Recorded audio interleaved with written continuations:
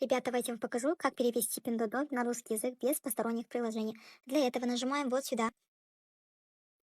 затем нажимаем сюда. Мы скопировали, заходим, вставляем. У нас выходит открыть эту страницу, отменить. Нажимаем на телефон.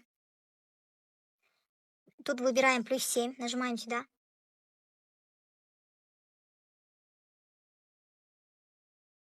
Пишем свой номер телефона.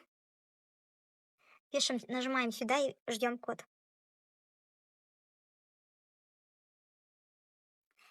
Мы зашли сюда.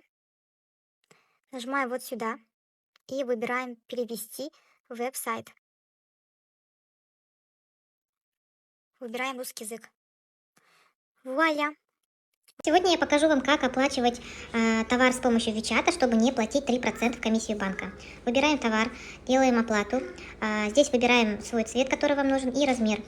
Далее нажимаем кнопочку красненькую «Оплатить». Оплачиваем. И после этого смотрим. Так, здесь надо цвет выбрать.